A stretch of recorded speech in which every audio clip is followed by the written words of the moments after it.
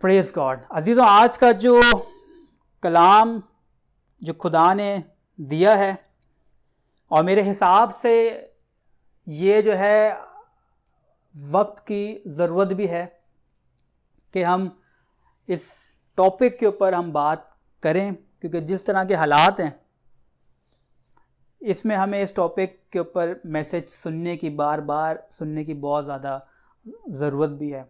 और मेरे हिसाब से ये इस टॉपिक के ऊपर, अगर आपने मुझसे कलाम सुना है तो ये इस टॉपिक के ऊपर ये मेरा तीसरा या चौथा कलाम होगा।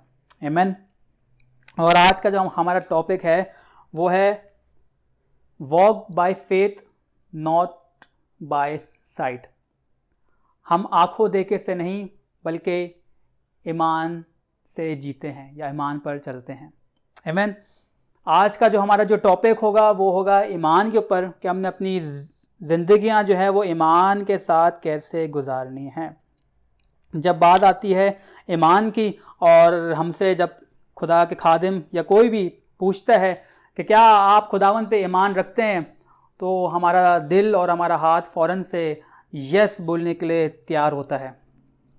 लेकिन ईमान जो है वो कोई छोटी चीज़ नहीं है। इसके लिए जो है बड़ा डिसिप्लिन चाहिए होता है, इसके लिए बड़ा जो है जोश चाहिए होता है। आमीन। तो हम खुदावन के कलाम में से पढ़ेंगे रोमियो उसका 4 बाब और उसकी 17 आयत। और कलाम में यूं लिखा है, चुनाचे लिखा है कि मैंने तुझे बहुत सी कौमों का बाप बनाया, उस खुदा के सामने जिस पर वो ईमान लाया और जो मुर्दों को जिंदा करता है और जो चीज़ें नहीं हैं उनको इस तरह बुला लेता है कि गोया है। आमीन। अजीज़ों, अभी हमने कलाम पढ़ा कि हमारा जो खुदा है वो मुर्दों को जिंदा करता और वो चीज़ों को जो कि नहीं हैं, जो एग्जिस्ट नहीं करती, उनको ऐसे बुला लेता है कि वो गोया है। आमीन। तो ये जो आयत है और ये जो वर्स हमने पढ़ी है, आपने इसको जो है दिमाग में रखना है पूरे आज के कलाम में। जैसे मैंने कहा कि आजकल इस दुनिया में जिसमें हम लोग रहते हैं उसमें ना तो पीस है, ना मोहब्बत है, और जो कुछ है वो है शक। आजकल ये जो शक की जो स्पिरिट है ये बड़े ज़बरदस्त तरीके से काम कर रही है पूरी दुनिया के अंदर। और इस स्पिरिट ने जो है ईमानदार मसीहों को भी जो है नहीं छोड़ा है। उनको भी जो है इस स्पिरिट ने, जो शक की स्पिरिट है, जो डाउट करने की स्पिरिट है, बड़ा तंग किया हुआ है। आजकल हर कोई जो है वो एक दूसरे के ऊपर शक कहीं ना कहीं करता है। अगर देखा जाए, शौहर बीवी पे शक कर रही है, बीवी शौहर पे शक कर रहा है, ठीक है ना। वालिदैन बच्चों पे शक करते हैं, ठीक है। और अगर हम किसी जगह पे काम करते हैं तो हम अपने कोलीग्स के ऊपर शक करते हैं। मतलब हमारा जो ट्रस्ट का जो लेवल है कि किसी पे हम ट्रस्ट कर सकें वो बहुत कम हो चुका है। हमारे अंदर इतना शक हो गया है कि कभी कभी हम अपने आप के ऊपर भी शक करने लग जाते हैं। कभी कभी हम कुछ चीज़, अगर हमारे जिस्म में पेन कहीं पे शुरू हो जाए या हम कुछ अच्छा फील नहीं कर रहे होते, तो हम अपने आप को चेक करने लग जाते हैं, पता नहीं कोई बड़ी कोई बीमारी तो नहीं हो गई। तो हम दूसरों के ऊपर तो करते हैं शक, लेकिन कभी कभी हम अपने आप के ऊपर भी शक करने लग जाते हैं। तो और शक की वजह से हम जो है हमेशा टेंशन में रहते हैं। अगर हमें किसी के ऊपर शक है तब भी हम टेंशन में, और अगर हमें अपने ऊपर शक है, अपनी बॉडी को लेके या किसी बीमारी को लेके शक में है, तब भी हम जो है वो टेंशन में है। और इसी वजह से जो है हमारी टेंशन जो है वो डबल हो चुकी हैं इस शक, इस डाउट की वजह से। और शक को, डाउट को, इस स्पिरिट से अगर हमने लड़ना है तो एक स्पिरिट है हमारे पास, वो है ईमान की। अगर हमारे अंदर ईमान भरपूर तौर से भरा हुआ है, अगर हम फेथ में बड़े मजबूती के साथ खड़े हुए हैं, तो तब जो है हम इस गंदी स्पिरिट जो डाउट की है, जो शक की है, इससे हम बड़े अच्छे तरीके से लड़ सकते हैं। और मैंने जैसे कहा, आजकल के माहौल में जिस तरह से हम टेंशन्स में हैं, परेशानियों में हैं, तो हमें ईमान की जो है, ईमान में मजबूत होने की जो है बहुत जबरदस्त तरीके से जो है जरूरत है। हम खुदावन के कलाम में से दूसरा कुरिन्थियों और उसका 5वां बाब, उसकी 7 आयत पढ़ेंगे। दूसरा कुरिन्थियों 5 बाब की 7 आयत। और कलाम में लिखा है, क्योंकि हम ईमान पर चलते हैं, ना के आंखों देखे पर।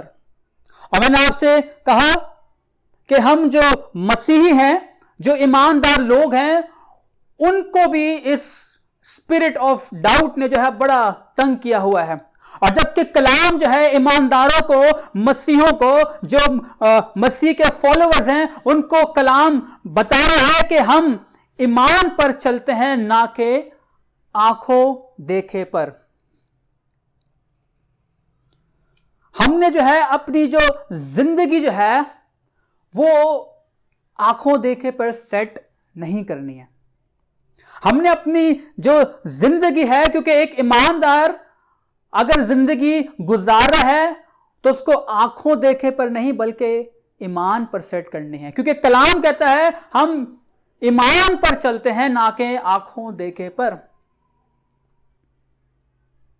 बेशक आंखें हमें बहुत कुछ दिखाती हैं, आंखें हमें बहुत सारी चीजें ऐसी दिखाती हैं, लेकिन क्या हमें अकॉर्डिंग टू बाइबल एक ईमानदार को उस चीज को एक्सेप्ट करना चाहिए, या वो ईमान की आंखों से चीजों को देखे? क्योंकि बाइबल ने हमें बिल्कुल स्ट्रेट फॉरवर्ड बोल दिया है, क्लियर अल्फाजों में बोल दिया है कि आंखों देखे पर हमने नहीं चलना है। हमने चलना है तो ईमान पर चलना है।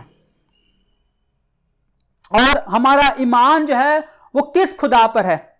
जो हमने पहली आयत पढ़ी थी रोमियो की, उसके उसमें क्या लिखा है? उसमें यह लिखा है, उस खुदा पर वो ईमान लाया जो मुर्दों को जिंदा करता है, जो चीजें नहीं हैं उनको ऐसे बुला लेता है कि गोया हैं। मतलब कि वो चीजें जिसको हमने ना तो कभी देखा है, ना तो वो मौजूद हो, लेकिन ईमान के वसीला से, खुदा पे ईमान के वसीला से वो चीजें हैं, वो चीजें हो जाएंगी। अजीजों, आज जितने हम ऑनलाइन हैं या हमारे घर में जितने लोग इस वक्त मेरी आवाज को सुन रहे हैं, आंखों देखे से तो बेशक आपको लग रहा है कि मैं बीमार हूं, या मेरे पास कोई, मेरे अंदर कोई बीमारी है, या मेरे साथ कोई टेंशन है, या मेरे रिलेशनशिप जो है वो खराब चल रहे हैं। मैं आपसे एक बात कहना चाहता हूं, आप आज खुदावन के हजूर बड़े मान के साथ रिजॉइस कर सकते हैं, बड़े मान के साथ खुश हो सकते हैं, क्योंकि बेशक आपको नजर तो ये सब चीजें आ रही हैं, लेकिन हमने इन पे ईमान नहीं रखना। हमने किन चीजों पे ईमान रखना है? कलाम कहता है जो चीजें नहीं है उनको ऐसे बुला लेता है कि गोया है। बेशक आज आपके पास आपको दिख रहा है कि बीमारी है लेकिन शिफा नहीं है, लेकिन आप उस खुदा पे ईमान रखते हैं कि जो शिफा नहीं भी है उसको ऐसे बुला लेता है कि वो है।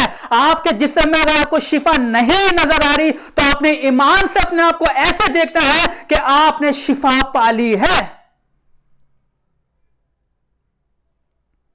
अगर आपके फाइनेंसेस सही नहीं चल रहे, आपके घर में तंगी है, पैसों की कमी है, आपको नजर तो यह आ रहा है और आपको ऐसा लगता नहीं है कि ये चीजें नहीं है, आपको मालूम है, लेकिन हमारा वो खुदा है उन चीजों को ऐसे बुला लेता है कि गोया है। आज आप अपने फाइनेंसेस को भी जो है इस तरह से देखें कि बेशक मेरे पास ये चीज मेरी जरूरत पूरी करने के लिए मुझे तंगी है, लेकिन उसको ऐसे नहीं देखें बल्कि ऐसा देखें कि मेरी सारी जरूरतें खुदावंद यीशु पूरा कर देगा। Hallelujah, praise God. अगर आज आप रिश्ते के लिए कुछ लोग परेशान हैं, अगर आज आप अपने रिलेशनशिप्स के अंदर परेशान है, घर के माहौल के लिए परेशान है, अगर आपका कोई अजीज अब तक निजात नहीं पाया है, तो क्या करना है? आपने खुदा पे ईमान रखना है कि फिलहाल तो नजर नहीं आ रहा है, फिलहाल तो ये सब चीजें हमें नहीं नजर आ रही, लेकिन मेरा खुदा जो है वो इतनी कुदरत रखता है कि जो चीजें नहीं है वो उनको बुला लेगा। ये है अजीजों ईमान, ये है हमारा ईमान के साथ डिसिप्लिन रहना कि बेशक नज़र तो बहुत कुछ आ रहा है लेकिन मैं ईमान पर चलता हूँ। बेशक ये चीज़ें मुझे नज़र तो नहीं आ रही लेकिन मैं आंखों देखे से ज़िंदगी नहीं गुजारूंगा। मैं अगर ज़िंदगी गुजारूंगा तो ऐसे गुजारूंगा कि जो चीज़ें नज़र मुझे नहीं आ रही लेकिन वो हो जाएंगी या वो हैं, अभी मुझे नज़र नहीं आ रही लेकिन जब खुदा का वक्त आएगा तो खुदा वो चीज़ें मेरे सामने ले आएगा। अब खुदा बुला लेता है कि जो चीज़ें नहीं भी होती। हालेलुया। अजीजों, एक मसीही ज़िंदगी जो है ना वो है ही ईमान की ज़िंदगी। अगर एक मसीही ज़िंदगी में ईमान का पावर नहीं है, अगर उसमें ईमान की चार्जिंग नहीं है तो फिर वो किसी काम का नहीं है। क्योंकि कलाम ने हमें बड़े स्ट्रेट फॉरवर्ड बोल दिया कि हम ईमान पर चलते हैं ना को आंखों देखे पर। अगर आंखों देखे पर अगर एक मसीही अपनी जिंदगी गुजार रहा है तो वो हमेशा डाउट में और शक में अपनी जिंदगी गुजारता रहेगा। लेकिन अगर वो जो है ईमान पर अपनी जिंदगी गुजार रहा है, हम ईमान रखते हैं ना कि खुदावन आने वाला है, और हम ये कितने सालों से सुन रहे हैं। अगर मैं अपनी बात करूं तो मैं बचपन से सुनते हुए आ रहा हूं, खुदावन का वक्त नज़दीक है, खुदावन का वक्त नज़दीक है। मैं छोटे से बड़ा हो चुका हूं। अगर मैं आंखों देखकर पर यकीन करूं तो मैं बोलूं पता नहीं, मैं तो बचपन से सुनते हुए आ रहा हूं वक्त नज़दीक है, वक्त नज़दीक है। मैं इतना बड़ा हो गया हूं, लेकिन हमारा ईमान है कि वक्त वाकई में नज़दीक आ चुका है और हमारा खुदावन बहुत जल्द आने वाला है। यह है ईमान।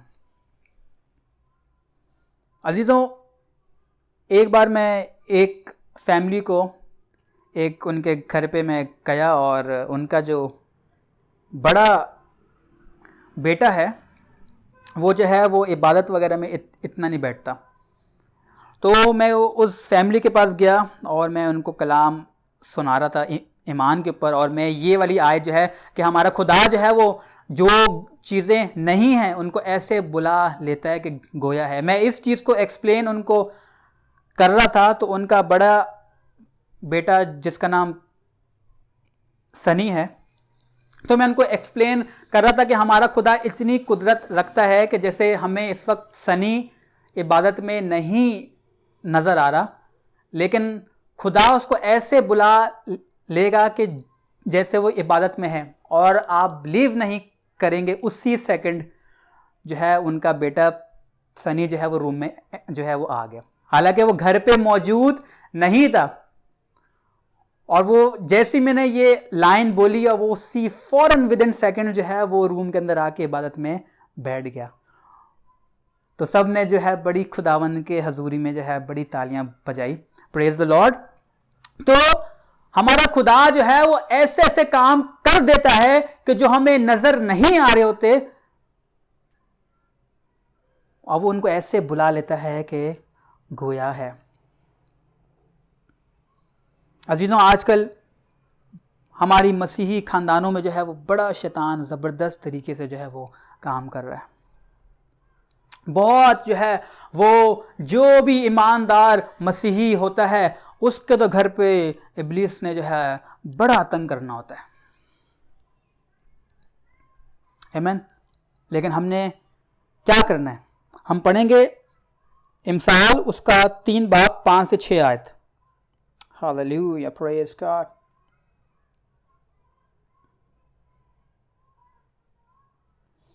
हालेलुया। इमसाल उसका 3 बाब है और 5 से 6 आयत। और कलाम में लिखा है, सारे दिल से खुदावन पर तवक्कल कर और अपनी फैम पर तकिया ना कर, अपनी सब राहों में उसको पहचान और वो तेरी रहनुमाई करेगा। अजीजों, मैंने क्या कहा कि हमारे जो मसीही खानदान है उनमें इब्लीस जो है वो बड़े जबरदस्त तरीकों से काम करता है, बड़ी परेशानियां लेके आता है। लेकिन हमारा कलाम क्या कहता है? अपने सारे दिल से अपने खुदा पर तवक्कल कर और अपनी फैम पर तकिया ना कर। अपनी फैम मतलब हमारी जो अंडरस्टैंडिंग है। हम अंडरस्टैंड कैसे करते हैं? हम चीज़ों को तब अंडरस्टैंड करते हैं जब हम चीज़ों को देखते हैं, जब हम उसको देखते हैं और समझते हैं। आजकल जो है टीचिंग के अंदर जो है वो एक नया टर्म स्टार्ट हो गया है, विजुअल एड। विजुअल एड मतलब कि आपने अपनी आवाज से भी समझाना है और प्लस विजुअल्स दिखा के भी जो है चीज़ों को समझाना है। और ये अब टीचिंग मेथड का एक हिस्सा बन चुका है। और आजकल हम चर्चेज में भी देखते हैं कि जो पादरी साहब हैं वो कलाम सुना भी रहते हैं और प्लस स्लाइड्स के थ्रू जो है वो प्रेजेंटेशन के थ्रू भी हमें जो है अंडरस्टैंड कलाम को समझने के लिए जो है वो ये सारी चीज़ें कर रहे होते हैं। तो हम अंडरस्टैंड किस चीज़ों से करते हैं? जो चीज़ हम देख रहे होते हैं उसको हम ज़्यादा वक्त के लिए जो है वो याद रखते हैं बनिस्बत जो चीज़ें हम सिर्फ ऑडियो सुन रहे होते हैं। तो और कलाम हमें कह रहा है कि अपनी फैम पे तकिया ना कर, अपनी अंडरस्टैंडिंग के ऊपर तू तकिया ना कर, बल्कि सिर्फ अपने खुदा पर ईमान रख पूरे दिल से। और वो क्या करेगा? वो तेरी रहनुमाई करेगा। और जब खुदावन आपकी रहनुमाई करेगा तो क्या आपको लगता है कि आपके पास सक्सेस नहीं आएगी, आपकी मुसीबतें खत्म नहीं होंगी, आपके मसले, आपकी बीमारियां नहीं जाएंगी? जाएंगी। क्यों जाएंगी? क्योंकि आपका ईमान जो है ना वो आंखों देखे पे नहीं है। आप अपनी फैम के ऊपर, अंडरस्टैंडिंग के ऊपर जो है आपने होल्ड, अपनी फाउंडेशन नहीं बनाई हुई। अगर आज आपकी जिस्म में कोई बीमारी आपको नजर आ रही है, उसको ऐसा देखें कि वो है ही नहीं। आज आप बोल दें कि वो है नहीं, शिफा है, बीमारी नहीं है। यह है ईमान, यह है अपनी फैम के ऊपर अपनी अंडरस्टैंडिंग। हमें अंडरस्टैंड तो हम कर रहे हैं कि यस मेरे जिस्म में ये बीमारी है, मैं तो अंडरस्टैंड कर रहा हूं कि मेरी इस वक्त फाइनेंशियल कंडीशन इतनी अच्छी नहीं है, मैं अंडरस्टैंड कर रहा हूं कि मेरा रिलेशनशिप इतना अच्छा नहीं है, मैं अंडरस्टैंड कर रहा हूं कि मेरी औलाद जो है इस वक्त इतनी अच्छी नहीं है। यह हमारी अंडरस्टैंडिंग है। लेकिन क्या हमने इसी के ऊपर तकिया करना है, या हमने खुदा से दुआ करनी है और खुदा पे भरोसा रखना है पूरे दिल से? जब हमारा चलना ईमान पे हो जाएगा ना, मैं ईमान रखता हूं कि मैं शिफा पा चुका हूं, मैं ईमान रखता हूं कि मेरी औलाद अच्छी हो गई है, मैं ईमान रखता हूं कि मेरे फाइनेंसेस अच्छे हो चुके हैं, मैं ईमान रखता हूं कि मेरे रिलेशनशिप अच्छे हो चुके हैं। और ईमान किस पे? उस खुदा पे जो मुर्दों को जिंदा करता है और उन चीज़ों को ऐसे बुला लेता है कि गोया है उस खुदा पे। Praise God, hallelujah, thank you Jesus. अजीजों,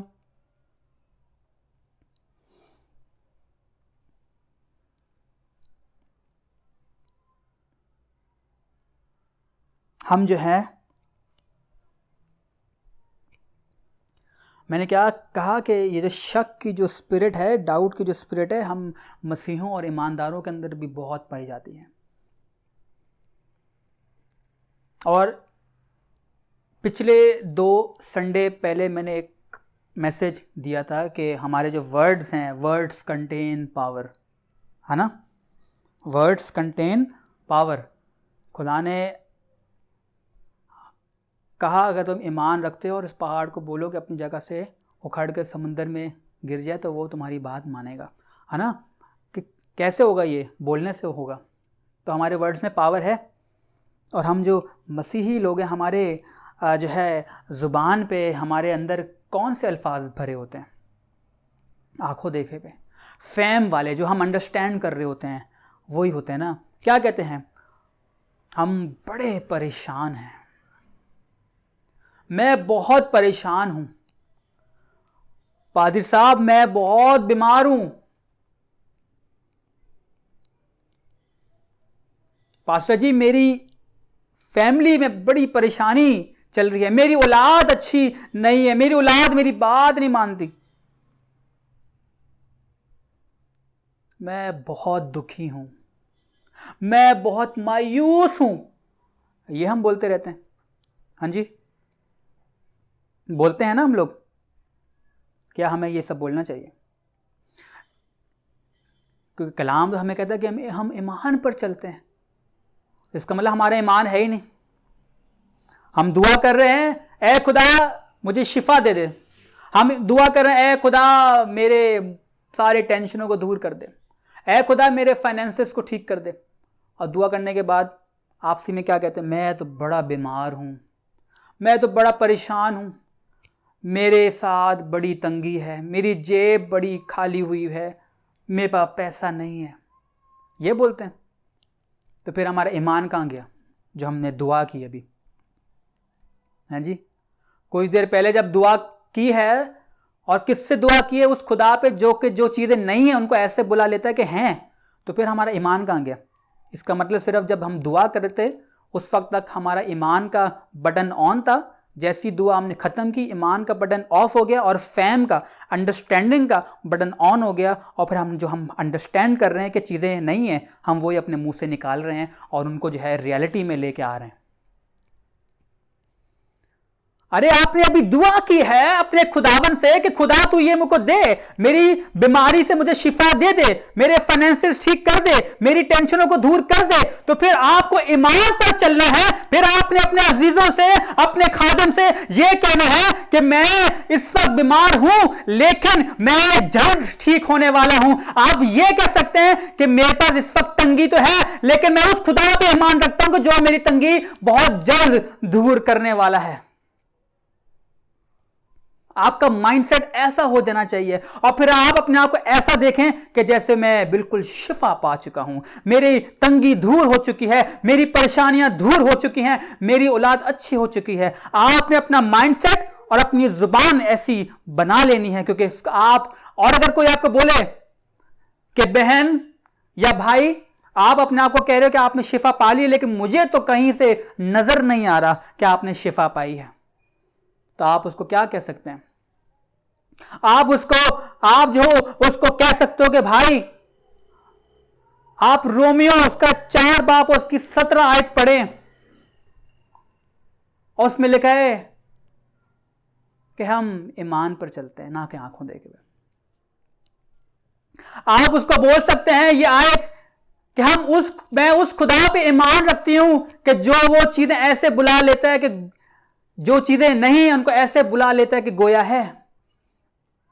और हम आंखों देखे पर नहीं बल्कि ईमान पर चलते हैं। हम ईमान पर चलते हैं ना कि आंखों देखे पर। ये 3-4 आयत आप उसको बता सकते हैं कि भाई आप तो आंखों देखे से मुझे देख के कह रहे हैं कि आपने शिफा तो नहीं पाई है। आपका भाई आपकी बहन आपको आंखों देखे से बता सकता है कि अभी भी टेंशन मौजूद है, लेकिन आप कहो मैं आंखों देखे पे नहीं, मैं तो ईमान पे भरोसा रख के बैठी हुई हूं, मैं तो ईमान पे भरोसा रख के बैठा हुआ हूं। Hallelujah, praise God, thank you Jesus. अजीजों, जहां आप अपनी जिंदगी को देखना चाहते हैं, क्या आप अपनी जिंदगी को अच्छी जगह पे देखना चाहते हैं, तो आपका माइंडसेट कैसा होना चाहिए? अच्छा होना चाहिए। आपकी ट्यूनिंग जो है वो अच्छी चीजों की तरफ होनी चाहिए। अगर मैंने इस्लामाबाद जाना है तो मैंने इस्लामाबाद जाने वाली ट्रेन में बैठना पड़ेगा, मुझे इस्लामाबाद जाने वाले जहाज में बैठना होगा। अगर मुझे इस्लामाबाद जाना है, जाना मुझे तो इस्लामाबाद है, जाना मुझे इस्लामाबाद है, लेकिन ट्रेन में मैं जो बैठा हुआ हूं वो है पेशावर की या लाहौर की, तो क्या होगा? वो ट्रेन चलेगी तो जरूर, मेरा सफर भी जारी हो जाएगा, लेकिन जब सफर एंड होगा तो मैं कहां जाके पहुंचूंगा? इस्लामाबाद नहीं, मैं पहुंचूंगा लाहौर में, क्योंकि जिस गाड़ी में मैं बैठा हुआ था वो लाहौर की थी। हाँ जी, तो हमारा माइंडसेट, हम चाहते तो हैं कि हमारी जिंदगी जो है वो बड़ी खुशगवार हो, बहुत अच्छी हो, बड़ी एक सक्सेसफुल जिंदगी हो, लेकिन हमारी ईमान की जो ट्यूनिंग है वो तो ट्यूनिंग हुई भी नहीं होती। हमारी जो है वो डाउट, शक के ऊपर जो है, आंखों देखो के ऊपर जो है, अपने फैम पे तकिया करने वाली ट्यूनिंग के ऊपर हमारी लाइफ एडजस्ट हुई होती है। तो फिर क्या आप खुदा की बरकत को हासिल कर सकेंगे?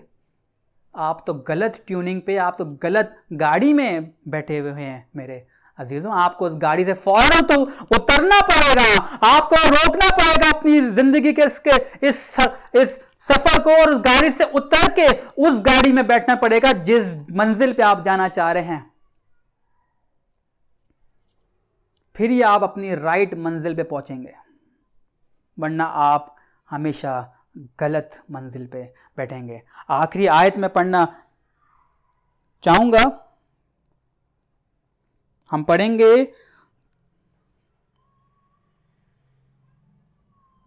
गलेशियन उसका 6 बाब और उसकी 9 आयत।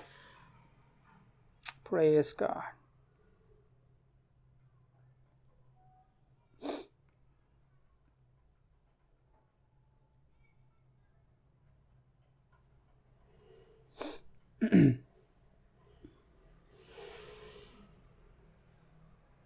और कलाम मुकद्दस में यूं लिखा है, हम नेक काम करने में हिम्मत ना हारें, क्योंकि अगर बेदिल ना होंगे तो ऐन वक्त पर काटेंगे।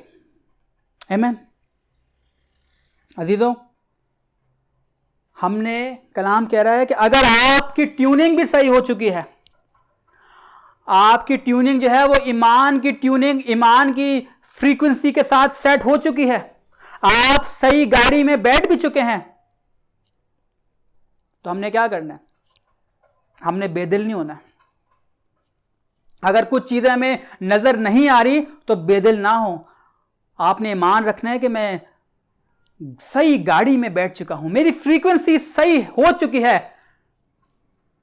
मुझे ये गाड़ी मेरी मंजिल पे पहुंचा देगी। ईमान जो है मैंने रखना शुरू कर दिया है खुदा के ऊपर, और अब मैं आंखों देखे पे नहीं हूं।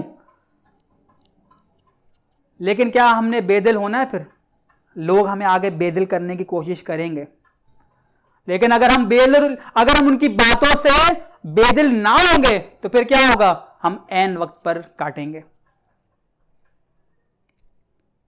हम राइट टाइम जो होगा खुदा का, उस पर हम जरूर जो है वो फसल को काटेंगे। हम अपनी ब्लेसिंग्स को रिसीव करेंगे, हम अपनी शिफा को रिसीव करेंगे राइट टाइम पे। कौन से टाइम पे? राइट टाइम पे। कभी कभी जो है हम बहुत जल्दबाजी कर रहे होते हैं, ये चीज हमें फौरन मिल जाए, हमारी दुआ का जवाब, हमें शिफा जो है या परेशानी हमसे फौरन दूर हो जाए, और जब वो नहीं हो रही होती तो हमारा ईमान जो है वो आंखों देखे पर शुरू हो जाता है, और फिर क्या होता है? हम बेदिल होने लग जाते हैं। और जब राइट टाइम होता है उस वक्त हम फसल काटने के लिए तैयार ही नहीं होते और हमारी ब्लेसिंग जो है वो हमसे और दूर हो जाती है। हमने बेदिल नहीं होना है। अगर हम आज अपने ईमान को जो लेके बड़े संजीदा हो चुके हैं, बड़े सीरियस हो भी चुके हैं, तब भी जो है शैतान ने तो आना है ना, लोगों को इस्तेमाल करना है, आपकी मुसीबतों को और इंक्रीज करना है। हो सकता है आज आप बोलें कि ये बीमारी मैं आज से किसको कहता हूँ मैं शिफा पा चुका हूँ, अगले दिन ही सुबह सुबह आपकी जो बीमारी है वो आपको और पेन देने लग जाए। तो क्या करना है? आपने बेदिल हो जाना है जी, बेदिल हो जाना है। या आपकी जो फाइनेंसेस हैं, आपकी तंगी जो है वो ईमान रखने के बाद और ज़्यादा ख़राब हो चुकी है। लोग आपके घर पे आ रहे हैं, भाईजान पैसे दे दो हमारे, तो क्या होना? आपने बेदिल हो जाना है या आपने इंतज़ार करना है? हमने ईमान रख के क्या करना है? इंतज़ार करना है। राइट टाइम आएगा, सही वक्त आएगा और जो हूं मैं अपनी बरकत पाऊंगा ईमान के वसीला से। अजीजों, ईमान के ही वसीला से हम सब कुछ कर लेते हैं। हमारी एक मसीही ज़िंदगी जो है वो उसका जो पावर सोर्स है ना वो है ही ईमान खुदावन पे रखने का। बेशक हम मसीही के फॉलोअर्स हैं, हम खुदावन यीशु मसीह पे ईमान को हम जानते हैं, हमने उसको एक्सेप्ट भी किया हुआ है, लेकिन हमारा जो पावर सोर्स है, वो कनेक्शन जो है खुदावन यीशु के साथ, वो ईमान है। अगर वो ये पावर सोर्स नहीं होगा ईमान का तो हम कनेक्ट नहीं हो पाएंगे। हम जानते तो हैं खुदा को, लेकिन जब तक हम कनेक्ट नहीं होंगे तब तक हम उसके अंदर से जो ईमान से जो पावर निकल रहा है उसको हम रिसीव, उसकी बरकतें रिसीव नहीं कर सकेंगे। हमारे पास मोबाइल फोन है, हाँ जी, उसके अंदर एक बैटरी भी है, लेकिन वो बैटरी चार्ज कैसे होगी? आप बोलोगे फोन है, फोन के अंदर बैटरी भी है, तो वो क्या वो खुद चार्ज होगी? नहीं, उसके लिए आपको चार्जर चाहिए होगा। और चार्जर जब तक बिजली में कनेक्ट नहीं होगा तब तक जो है वो आप बिजली को जो है फ़ोन के अंदर ट्रांसफ़र नहीं कर सकते। तो जब तक हम खुदावन यीशु मसीह के साथ ईमान के वसीले से कनेक्ट नहीं होंगे, जब हमारा कनेक्शन जुड़ नहीं जाएगा, तब तक हम ब्लेसिंग्स को रिसीव कैसे करेंगे? हमने कनेक्ट करना है, हमने ईमान के वसीला से यीशु मसीह के साथ कनेक्ट हो जाना है। और जैसे हमारा प्लग ईमान का यीशु के साथ कनेक्ट हो जाएगा तो फिर उसके वसीले से हमारे साथ जो खुदा की बरकत है, उसके जो वादे हैं, वो हमारे साथ, हम उसको रिसीव करने लग जाएंगे। लेकिन अगर चार्जर, बिजली तो अच्छी आ रही है, बिजली पूरी आ रही है, मोबाइल भी बहुत अच्छा है, लेकिन अगर चार्जर कमज़ोर हो, आपको दुकान वाले ने जो चार्जर दिया है वो खराब चार्जर हो, तो फिर क्या होगा? बिजली तो पूरी है, मोबाइल भी बहुत अच्छा है, लेकिन जब चार्जर आपने लगाया तो वो चार्ज ही नहीं कर रहा। हाँ जी, तो चार्जर मतलब ईमान जो है वो बड़ा स्ट्रांग होना चाहिए। हम अक्सर चार्जर के लिए जब जाते हैं तो क्या बोलते हैं? अच्छा चार्जर दीजिएगा जो फास्ट चार्जिंग करता हो। अच्छा चार्जर, फास्ट चार्जिंग वाला चार्जर चाहिए हमें। हाँ जी, क्योंकि हमें पता है बिजली तो पूरी आ रही है, फ़ोन भी अच्छा है, चार्जर अगर हल्का होगा तो फिर बात नहीं बनेगी। वैसे ही अगर ईमान हमारा कमज़ोर होगा ना, तो फिर बेशक हम जितनी बार खुदा के साथ कनेक्ट करने की कोशिश करें, वो कनेक्शन तो होगा, लेकिन वो उस तरह से हम रिसीविंग नहीं कर पाएंगे। रिसीव करने के लिए बड़ा मजबूत फास्ट चार्जिंग वाला ईमान चाहिए हमें। हालेलुया, ईमान हमारा ऐसा हो फास्ट चार्जिंग वाला। तो कैसे होगा? जब हम आंखों देखे को अपने ज़िंदगी से निकाल देंगे, आंखों देखे पे बिलीव करना छोड़ देंगे, डाउट करना छोड़ देंगे, शक करना छोड़ देंगे, अपने फैन पे तकिया करना छोड़ देंगे और सिर्फ ईमान के ऊपर अपनी ज़िंदगी गुजारने लग जाएंगे। तब अजीज़ों हम ईमानदार भी होंगे, तब हमारी ज़िंदगी अच्छी भी होगी। मैं ये नहीं कह रहा कि जैसे आपने ईमान हासिल कर लिया और आप आपकी ज़िंदगी जो है वो जो है बस बल्ले बल्ले हो जाएगी आपकी, ऐसा नहीं है।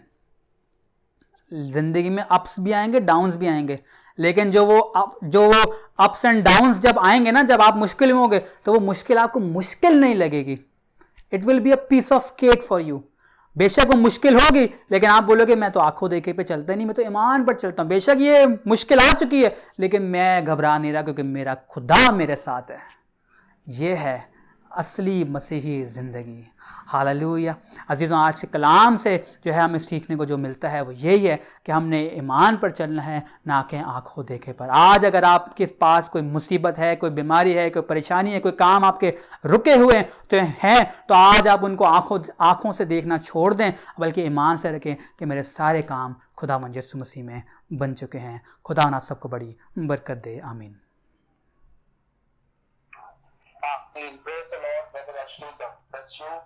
यकीनन बहुत जबरदस्त खुदावंद का कलाम आज हमें रिसीव हुआ है।